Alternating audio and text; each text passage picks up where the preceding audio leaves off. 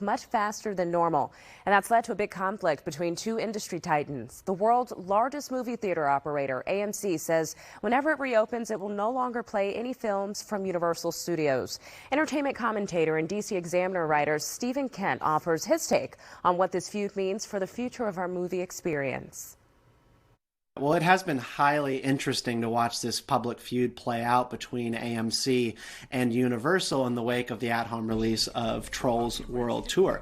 Look, this has been an arranged marriage since 1948, when it was first established that movie studios could not own their own theaters, and there had to be a different middleman in the process of getting the product, which is movies, out to the mass public.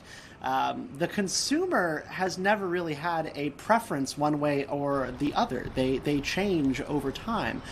This has been about protecting business and preserving the way in which Hollywood film establishment types want their movies to be seen, how they imagine the movie experience should be, that big screen, the popcorn in your hand.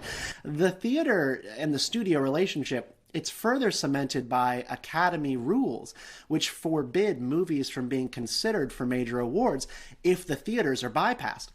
So this is why when The Irishman was made by Martin Scorsese and Netflix, it ended up getting a limited and very short run on movie theater screens, which the National Association of Theater Owners director John Fythen called a disgrace because it was so flagrantly trying to manipulate the rules of the awards process. And this is despite more people having seen The Irishman as a result of its streaming on Netflix versus in theaters. So to take this back to AMC and Universal, I would say this was the only option that AMC had, the nuclear option, to just blacklist Universal going forward from running in their movie theaters. Because as soon as studios start to get less afraid and less shy of bypassing them and going straight to the consumer with their product, and the Academy starts being more flexible about their awards rules, the theater business cannot be protected.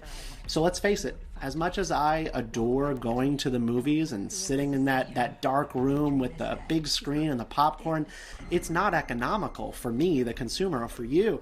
Right now, AMC does a 50-50 split with the movie studios on the proceeds of their film, and the streaming platforms are willing to give them 80% of the cut on the movies that they made.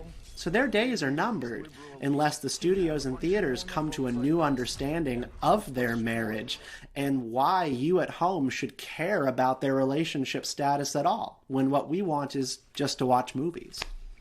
All right, a big thank you to Stephen there. Well, still ahead on Wake Up Washington this morning, fans of The Real House.